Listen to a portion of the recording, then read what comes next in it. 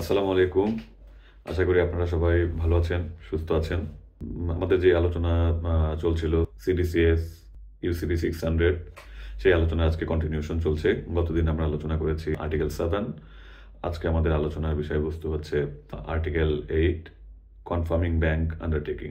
কনফার্মেশনের ইস্যুটি আসলে তখনই আসে যখন বিভিন্ন ধরনের আনসার্টেনটি থাকে বেনিফিশিয়ারি কোনো কারণে ইস্যুইং ব্যাংকের উপর বা ইস্যুইং ব্যাংকের কান্ট্রির উপর বা ইস্যুইং ব্যাংকের রিজিয়নের উপর বা বর্তমান সিচুয়েশনের উপর নানান কারণেই হোক ইস্যুইং ব্যাংকের উপর সে পুরোপুরি আস্থা নিতে পারছে না, তখনই আসলে চলে আসে কনফার্মিং ব্যাংকের ব্যাপারটা। ফর এক্সাম্পল, আপনি এখন ইউক্রেনের সাথে যদি আপনি কোনো ধরনের ট্রানজ্যাকশন করতে যান বা রাশিয়ার সাথে কোনো ধরনের ট্রানজ্যাকশন করতে যান, যখন বিভিন্ন দিক থেকে স্যাংশন আসছে বা ইউক্রেনে বা শ্রীলঙ্কায় কিছুদিন আগেও যেটা ছিল দেশ দেউলিয়া হওয়ার উপক্রম, এ ধরনের ক্ষেত্রে আপনি কোনো ট্রানজ্যাকশন করতে গেলে অবশ্যই আপনি শুধু শ্রীলঙ্কার কোনো ব্যাংক বা ইউক্রেনের কোনো ব্যাংক বা রাশিয়ার কোনো ব্যাংকের রাশিয়া এখানে ডিফারেন্ট কেস, অবশ্য স্যাংশনের ব্যাপার স্যাপার চলে আসছে, আমরা শ্রীলঙ্কা বা ইউক্রেনের মধ্যেই থাকি। তো এই ধরনের ব্যাংকের সাথে কোনো ট্রানজ্যাকশন করতে গেলে অ্যাজ এ বেনিফিশিয়ারি আপনি অবশ্যই একটু সেকি ফিল করবেন এবং অবশ্যই চাবেন যে অ্যাডিশনাল কোনো সিকিউরিটি, কোনো থার্ড পার্টি থেকে সিকিউরিটি। তো এই ধরনের ক্ষেত্রেই আসলে তখন কনফার্মেশনের প্রয়োজনীয়তাটা দেখা দেয় এবং এই অ্যাডিশনাল একটা সিকিউরিটি বা আন্ডারটেকিংয়ের প্রয়োজন দেখা দেয়। আমি জানি যদিও আপনারা এইসবই জানেন, তো তারপরেও একটু ভূমিকার তো একটা দরকার থাকে, সেই প্রেক্ষিতে এই আলোচনাটা করা। আগের ইস্যুইং ব্যাংকের আন্ডারটেকিং যখন বলছিলাম, তখনই একটা কথা বলেছিলাম যে আর্টিকেল 7 ইস্যুইং ব্যাংক আন্ডারটেকিং এবং আর্টিকেল 8 কনফার্মিং ব্যাংক আন্ডারটেকিং, এই দুটার মধ্যে উচ্চমার্গীয় কোনো ব্যাপার আসলে তেমনভাবে নেই। এগুলো সবই হচ্ছে জেনারেল কনসেপ্ট বা স্ট্যান্ডার্ড প্র্যাকটিস নিয়ে এখানে আলোচনা করা। যদিও আসলে এই কথা বলা ঠিক হচ্ছে কিনা, ইউসিপিতে পূর্ণাঙ্গ বড়সড় দুটি আর্টিকেলকে আমি সাধারণ কথায় বলছি যে তেমন বোঝার মতো কিছু নেই। জেনারেল কনসেপ্ট বা আপনার স্বাভাবিক বোধ বুদ্ধি অ্যাপ্লাই করলেই এই ব্যাপারটা আসলে আপনারও জানার কথা। এটা বলাটা আমার ঠিক হচ্ছে কিনা আমি জানি না। ইউসিবি বোদ্ধারা হয়তো এতে মাইন্ড করতে পারেন। তাদের কাছে আমি ক্ষমা প্রার্থনা করেই এই কথাটা বলছি যে এই দুটো আর্টিকেলে আসলে অতটা মনোযোগ দিয়ে বোঝার বা বলার কিছু নেই। সবগুলো বেসিক কথাবার্তা বা স্বাভাবিক বোধ বিবেচনার কথাবার্তাগুলো এখানে আরেকবার বলা আছে। তো তারপরেও যেহেতু আমি বলে ফেলছি যে এখানে বোঝার কিছু নেই বা খুব গুরুত্ব দেওয়ার কিছু নেই, গুরুত্ব দেওয়ার কিছু নেই ব্যাপারটা তা না, অবশ্যই গুরুত্ব দেওয়ার অনেক কিছুই আছে। তবে আসলে আপনার বোঝার জন্য বা পড়ার জন্য অতটা সময় শ্রম দেওয়ার আসলে তেমন কিছু নেই। তো এই কথাটা বলার সময় অবশ্যই এর সাথে আরেকটা গল্প বলে নিই, তাহলে হয়তো ভালো হবে। শরৎচন্দ্র চট্টোপাধ্যায়ের শ্রীকান্ত উপন্যাসটা আপনারা হয়তো অনেকেই পড়েছেন বা নাম শুনেছেন। তো এই বিষয়ে গল্প। কোনো এক বিখ্যাত ভদ্রলোক, উনি পিএইচডি করতে যাচ্ছেন। তো পিএইচডি করতে যাওয়ার সময় ওনার বাংলায় পিএইচডি করতে যাচ্ছেন। তো বাংলায় পিএইচডি করতে যাওয়ার সময় ওনার পূর্বের যে শিক্ষক স্কুল বা বিশ্ববিদ্যালয় জীবনের, তার কাছে দোয়া নিতে গেছেন যে স্যার আমি তো পিএইচডি করতে যাচ্ছি, তো এই বিষয়ে দোয়া করবেন এবং আপনার যদি কোনো পরামর্শ থাকে আহ, অবশ্যই আমাকে দেবেন।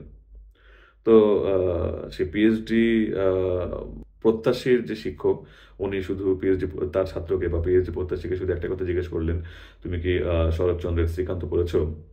তো সেই পিএইচডি প্রত্যাশী বললেন যে হ্যাঁ পড়েছি। শিক্ষক বললেন বুঝেছো? ছাত্র বললেন জি স্যার বুঝেছি। ঠিক আছে যাও তাহলে পিএইচডি করতে যাও। তো যাই হোক, কালের পরিক্রমায় সফলভাবে সেই ছাত্রটি পিএইচডি সম্পূর্ণ করে আবার তার সেই স্যারের কাছে, শিক্ষকের কাছে দেখা করতে আসলেন। শিক্ষক তাকে আবারও আশীর্বাদ করলেন এবং সেই পূর্বের প্রশ্নটি আবার করলেন, তুমি কি শরৎচন্দ্রের শ্রীকান্ত বুঝেছো? এবার সেই পিএইচডি করে আসার পরে ছাত্রটি আগের মতো সেই আত্মবিশ্বাস নিয়ে আর বলতে পারলো না যে জি স্যার আমি বুঝেছি। পিএইচডি করতে যাওয়ার আগে যতটা আত্মবিশ্বাস নিয়ে বলে গিয়েছিল জি স্যার আমি পড়েছি এবং বুঝেছি, পিএইচডি করে আসার পরে যেটা হলো, সে তার ওই আত্মবিশ্বাস নিয়ে বলতে পারলো না যে স্যার আমি শ্রীকান্ত সম্পূর্ণ বুঝেছি। তো তো আসলে আমি যেই জায়গা থেকে বলছি বা বলেছি বা হয়তো আরো দু একবার বলবো যে এই আর্টিকেলটা অতটা বোঝার কিছু নেই, অতটা পড়ার কিছু নেই। দয়া করে আপনারা ধরে নিবেন। আমি যখন এই ধরনের কথাগুলো আ হালকা কথাগুলো বলছি, তখন ধরে নিবেন যে আমার অবস্থান হচ্ছে আসলে সেই পিএইচডি প্রত্যাশী ছাত্রের মতো। পিএইচডি যারা করে ফেলেছেন তাদের কাছে হয়তো শুনতে খারাপ লাগে, বা আমিও যখন পিএইচডি করে ফেলবো তখনও আমি হয়তো এতটা আত্মবিশ্বাস নিয়ে বা এতটা সহজভাবে কথাগুলো বলবো না। তো যাই হোক, তার আগ পর্যন্ত পিএইচডি প্রত্যাশী স্টেজে যখন আছি তখন আপনারা আমার এই কথাটুকু ধরে আগাতে পারেন। সাথে আরেকটা কথা বলে নিই, আমার এই ভিডিওগুলোকে অবশ্যই আপনারা দেখবেন। অবশ্যই মূল কোর্স হিসাবে দেখবেন না। যখন কোথাও পার্টিতে যান বা বুফে খেতে যান, দেখবেন যে অনেক রকমের এখানে খাবারের আয়োজন থাকে। মূল কোর্স, অ্যাপেটাইজার, ডেজার্ট। তো দেখা যায় যে আমরা মূল কোর্সে যাওয়ার আগে ছোটখাটো অ্যাপেটাইজার দিয়ে আমরা সেই বুফেটা শুরু করি বা খাবারটা শুরু করি। তারপরে এতগুলো খেয়ে আবার একটু ডেজার্ট দিয়ে আমাদের খাবার শেষ করি। আমার এই কোর্সটাকে আপনাদের কাছে অনুরোধ থাকবে, অবশ্যই আপনারা এটাকে দেখবেন মূল কোর্স হিসাবে না, মেইন খাবার হিসাবে না। এটাকে আপনারা দেখবেন অ্যাপেটাইজার হিসাবে। খাবেন, ক্ষুধাটা একটু চাঙ্গা করবেন। তারপর হয়তো আরো কোনো বিশেষজ্ঞের কাছ থেকে আপনারা ভালো মতো পরামর্শ নিবেন মূল কোর্স হিসাবে, বা নিজেরা ভালো মতো পড়ে নিবেন। এই কোর্সটাকে অবশ্যই আপনারা দেখবেন শুধু জাস্ট ফর রেফারেন্স অনলি এবং অ্যাপেটাইজার হিসাবে, এবং তারই পরিপ্রেক্ষিতে যে ভুল ত্রুটিগুলো বা আমার যে অজ্ঞতাগুলো এখানে আছে সেগুলোকে ক্ষমা সুন্দর দৃষ্টিতে দেখবেন। তো তারপর আমরা যেহেতু আজকে আগেই বলেছি যে বোঝা বা আলোচনা করার খুব বেশি কিছু নেই। লেকচার 7 বুঝে থাকলে, আর্টিকেল 7 বুঝে থাকলে আর্টিকেল 8 একদম মোর অর লেস সেম, 80% বা 90% সেম কথাবার্তাই। এজন্য আগে এত বিশাল একটা ভূমিকা দিয়ে নিলাম। ভূমিকা মোটামুটি শেষ। এখন রাজনীতিবিদদের মতো বলতে চাই যে আমার এই আলোচনায় আমি আর কথা বাড়াবো না, জাস্ট দুটি কথা বলে আলোচনা শেষ করব। তো যেহেতু আজকে কথা আমার দুটি, এজন্য ভূমিকাটা একটু বড় নেওয়া গেল বা নিলাম। এখন বাকিটুকু আমরা অল্প আলোচনায় শেষ করব। আর্টিকেল 7 এবং আর্টিকেল 8 এর মধ্যে যেটা বললাম যে 80-90% সেম কথাবার্তা, এগুলো আমি এখন আপনাকে পাশাপাশি স্লাইডে দেখাচ্ছি। দেখলে আপনারা বুঝবেন যে এই সেম কথাগুলোই এখানে কন্টিনিউ করেছে। অল্প কিছু অংশ শুধু এখানে অ্যাডিশনাল আছে কনফার্মিং, যেটা only for confirming only applicable for confirming bank. বাকিগুলো মোরাললেস সেম। কাজে আপনি যদি ওইটা দেখে এসে থাকেন, আমি ধরে নিচ্ছি আপনি দেখেছেন এবং বুঝেছেন। এটা ধরে নিয়ে বাকিটুকু আলোচনা করেই আজকে শেষ করা যাবে।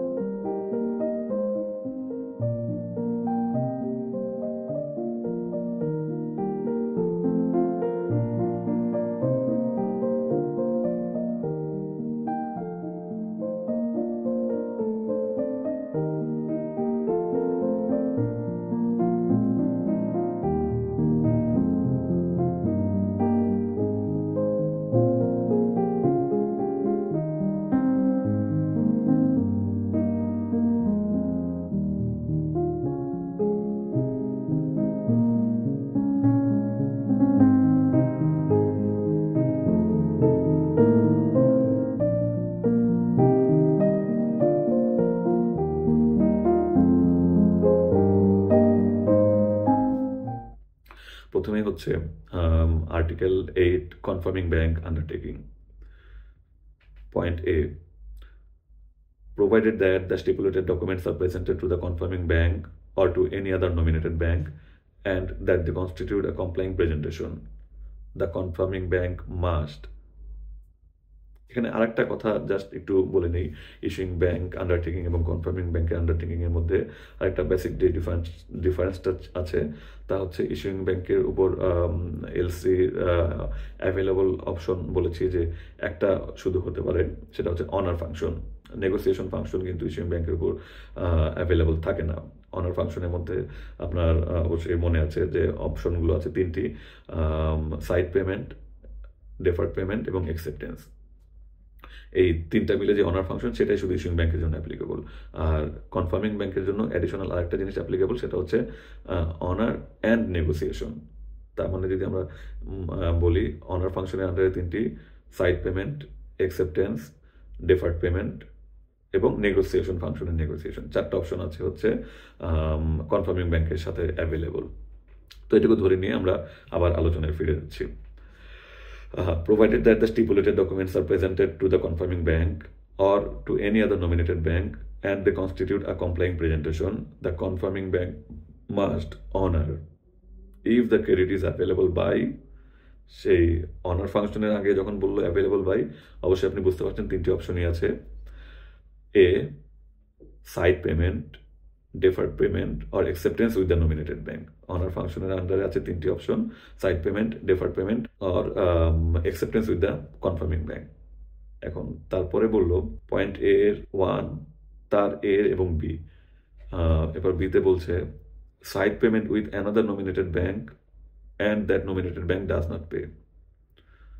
অন্য একটা নোমিনেটেড ব্যাংকের উপর সাইড পেমেন্ট অ্যাভেলেবল ছিল, সেই আগের এক্সাম্পলের মতো আমি বলেছি আমি পেমেন্ট দেব, না পারলে এবার আমার ভাইও এসে বলেছে যে ও না পারলে আমি দেব। তারপরে ভাইয়ের পরে আপনি আবার অন্য জায়গায় গেলেন নমিনেটেড ব্যাংকের কাছে, আদার নমিনেটেড ব্যাংক, তার উপর সাইড পেমেন্ট অ্যাভেলেবল ছিল কিন্তু সে পেমেন্ট দিল না। তাহলে এখন আপনার যাওয়ার জায়গা কিন্তু হচ্ছে 2টি।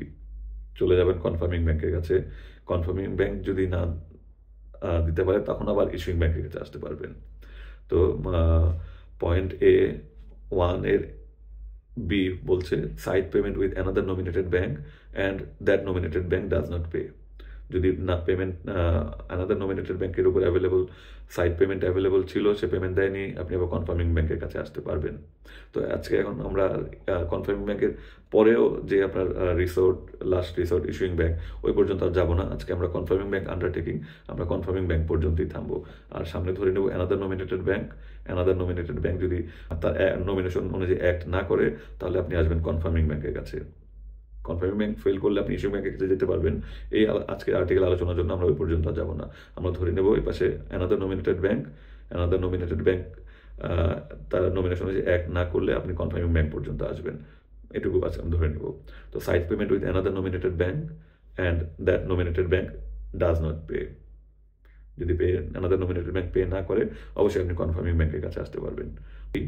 Deferred payment with another nominated bank and that nominated bank does not incur its deferred payment undertaking or having incurred its deferred payment undertaking does not pay at maturity। ওই ইস্যুইং ব্যাংকের মতোই সেই আবারও অ্যানাদার নোমিনেটেড ব্যাংকের কাছে deferred পেমেন্টে available ছিল, তার কাছে গিয়েছেন, সে ডেফার্ড পেমেন্ট আন্ডারটেকিংই দেয়নি, অথবা আন্ডারটেকিং দিয়েছে ম্যাচুরিটিতে পেমেন্ট দেয়নি। বোথ কেসেই আন্ডারটেকিং না দিলেও আপনি আবার কনফার্মিং ব্যাংকের কাছে চলে আসতে পারছেন ডেফার্ড পেমেন্ট আন্ডারটেকিংয়ের জন্য, অথবা another nominated bank deferred payment undertaking দিয়েছে কিন্তু ম্যাচুরিটিতে পেমেন্ট দেয়নি, তখন আপনি আবার কনফার্মিং ব্যাংকের কাছে চলে আসবেন পেমেন্টের জন্য। ইস্যুইং ব্যাংক আন্ডারটেকিংয়ের ব্যাপারটা যদি মনে থেকে থাকে আপনি নিশ্চয়ই জানেন। এর পরের পয়েন্টটি হচ্ছে acceptance with another nominated bank and that nominated bank does not accept a draft drawn on it or having accepted a draft drawn on it does not pay at maturity। Deferred পেমেন্টের মতোই অ্যাকসেপ্টেন্সটাও সেই একই কথাই বলছে, শুধু draft থাকা এবং draft না থাকা যে ডিফারেন্সটা অ্যাকসেপ্টেন্স এবং ডেফার্ড পেমেন্টের মধ্যে সেটুকু মাথায় রেখে বলা যায়। এবার acceptance available with another nominated bank ছিল অ্যাকসেপ্টেন্সে, কিন্তু সে ড্রাফটই অ্যাকসেপ্ট করেনি, আপনি কনফার্মিং ব্যাংকের কাছে চলে আসবেন। বা সে ড্রাফটে অ্যাকসেপ্ট করেছে কিন্তু ম্যাচুরিটিতে পেমেন্ট দেয়নি, চলে আসতে পারবেন আপনি কনফার্মিং ব্যাংকের কাছে আপনার দাবি দাওয়া নিয়ে। তো এগুলো যেহেতু ইস্যুইং ব্যাংকের সাথে অলমোস্ট সেম এক্সপ্লেনেশন, কাজে আমি আর খুব বেশি ডিপে যাচ্ছি না। আমি যেহেতু ভূমিকাটা এত বড় নিয়েছি, আগেই বলেছি রাজনীতিবিদদের মতো বেশি কথা বাড়াবো না, 2টি কথা বলে শেষ করব। তো আমি এই জন্য ওইটা শুনেছেন বা জেনেছেন ধরে নিয়ে আমি এগিয়ে যাচ্ছি। এর পরের অপশনটি হচ্ছে E, negotiation with another nominated bank and that nominated bank does not negotiate. Another nominated ব্যাংকের কাছে সাইড পেমেন্ট ছিল, সে দেয়নি, চলে আসতে পারবেন কনফার্মিং ব্যাংকের কাছে। অ্যানাদার নোমিনেটেড ব্যাংকের কাছে ডেফার্ড পেমেন্ট অ্যাভেলেবল ছিল, সে ডেফার্ড পেমেন্ট আন্ডারটেকিং দেয়নি বা ডেফার্ড পেমেন্ট আন্ডারটেকিং দিয়েছে ম্যাচুরিটিতে পেমেন্ট দেয়নি, কনফার্মিং ব্যাংকের কাছে চলে আসতে পারবেন। অ্যানাদার নমিনেটেড ব্যাংকের কাছে অ্যাকসেপ্টেন্স অ্যাভেলেবল ছিল, সে ড্রাফট অ্যাকসেপ্ট করেনি, কনফার্মিং ব্যাংকের কাছে চলে আসতে পারবেন, বা ড্রাফট অ্যাকসেপ্ট করেছে, ম্যাচুরিটিতে পেমেন্ট দেয়নি, কনফার্মিং ব্যাংকের কাছে চলে আসতে পারবেন। অ্যানাদার ব্যাংকের কাছে বাই নেগোসিয়েশন অ্যাভেলেবল ছিল, সে নেগোসিয়েট করেনি, কনফার্মিং ব্যাংকের কাছে চলে আসতে পারবেন। তো অ্যানাদার ব্যাংকে যে অপশনগুলোই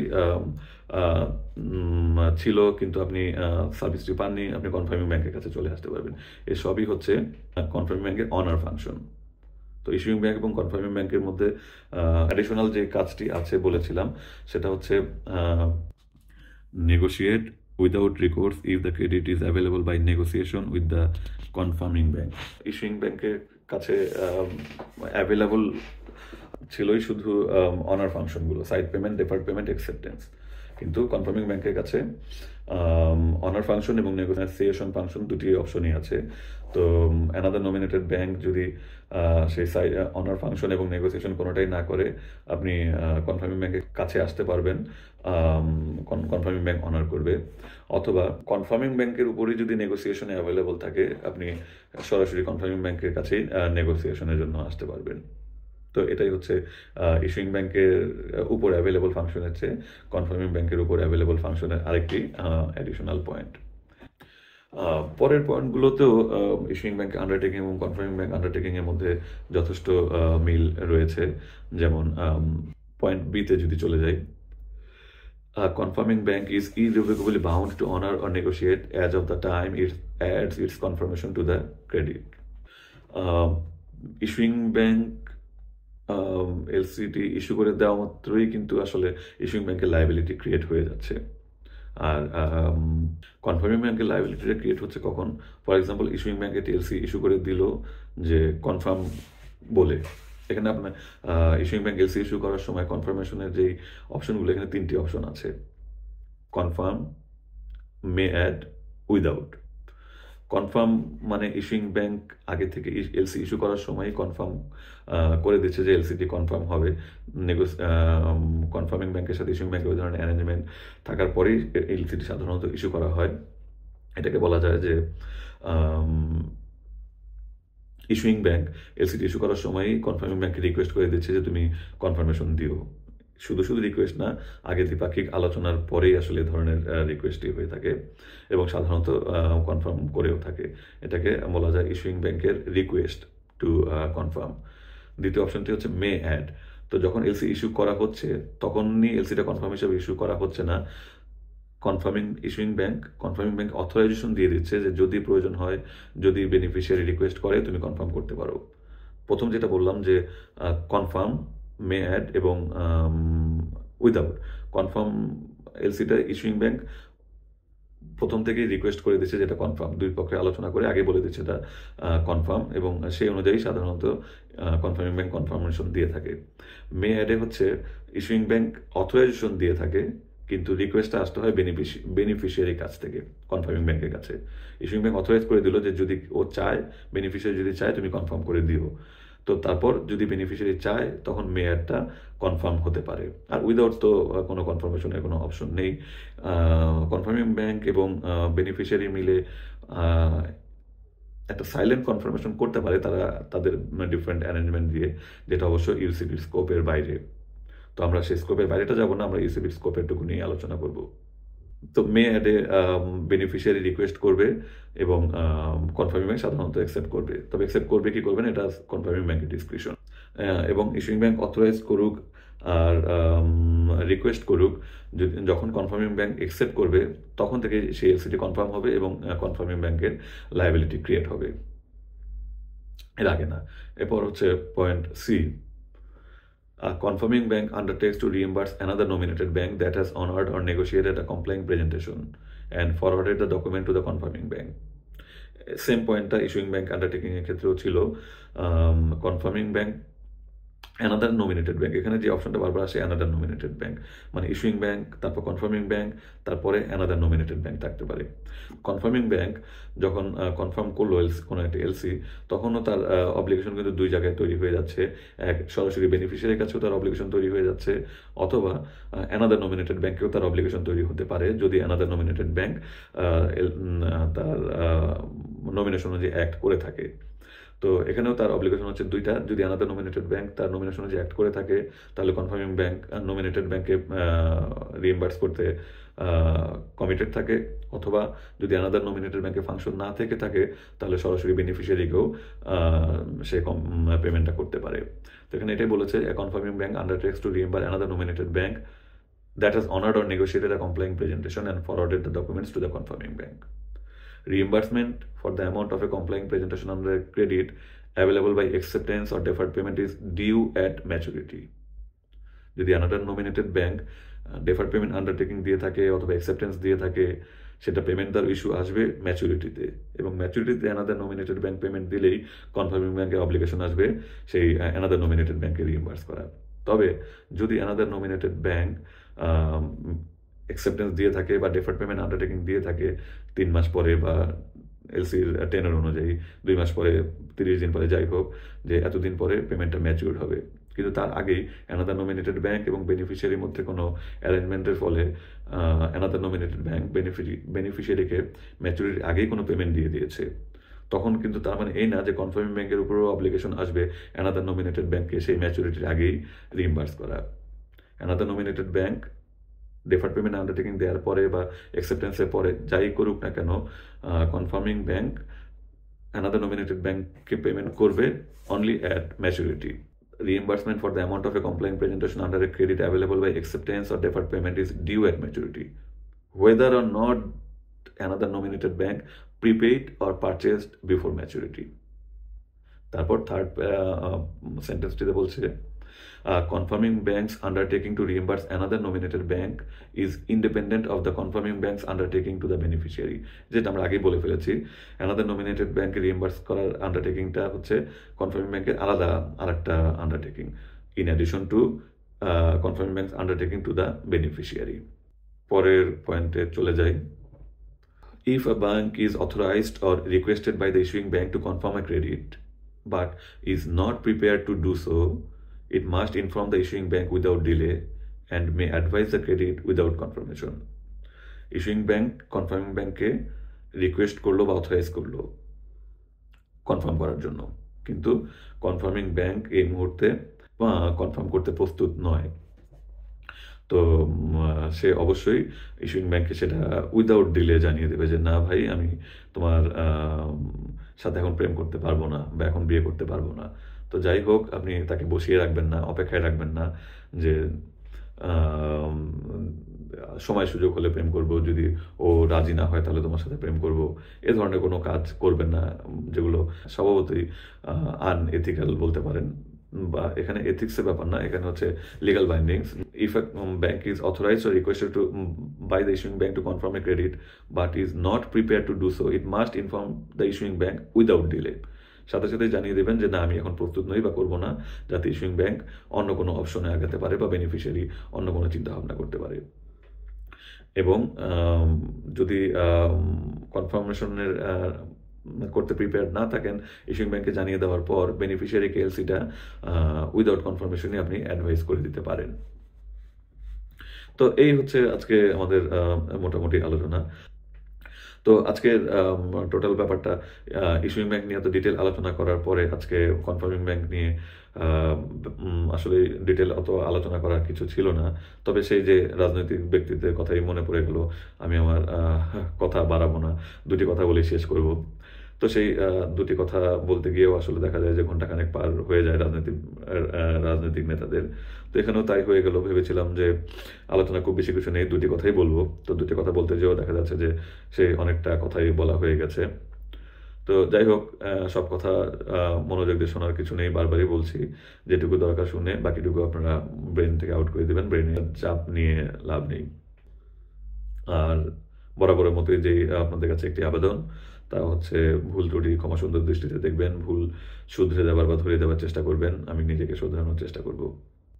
আরেকটি ব্যাপার, আমি নিজেই দেখি ভিডিওগুলো দেখতে গেলে আমার ভিডিওগুলো কোয়ালিটি বা টোটাল কন্টেন্ট বা total speech delivery up to the mark না, এই জন্য বারবারই বলছি, এটাকে আপনারা মেইন কোর্স হিসাবে কখনোই দেখবেন না, এটাকে দেখবেন সহকারী কোর্স হিসাবে বা স্টার্ট অ্যাপেটাইজার হিসেবে। খেয়ে ক্ষুধা যাতে খাবেন, খাওয়ার পরে ক্ষুধাটা চাঙ্গা হবে, তখন ভালো কোনো জায়গা থেকে আপনি মেইন কোর্সটা খাবেন। আর আরেকটা বিষয় আমি নিজে সেলফ অবজারভেশন হচ্ছে, এই লেকচারগুলোতে দেখা যায় অনেক ক্ষেত্রেই একই কথা আমি ২ বার বা ৩ বার করে বলি। তো এই রিপিটেশনটাকে পজিটিভলি নিতে পারেন আপনারা। যে কথা যদি আমি একবার করে বলতাম, একটা ভিডিও দেখে আপনার একবার শোনা হতো বা বোঝা হতো। তো আপনার কথা যখন আমি ২ বার বা ৩ বার করে বলে ফেলছি, আপনি একটা ভিডিও একবার দেখলে কিন্তু আসলে আপনার ৩ বার প্রিপারেশন হয়ে যাচ্ছে। ব্যাপারটাকে পজিটিভলি আ দেখতে পারেন। আর আপনাদের যদি অন্য কোনো কোয়েরি বা কোনো ফার্দার এক্সপ্লানেশন লাগে অবশ্যই কমেন্ট করে জানাতে ভুলবেন না। আমি উত্তর দেওয়ার চেষ্টা করব। আজ এ পর্যন্তই থাক। ভালো থাকবেন, সুস্থ থাকবেন এবং পরবর্তী ভিডিও দেখার আমন্ত্রণ রইল। আল্লাহ হাফেজ।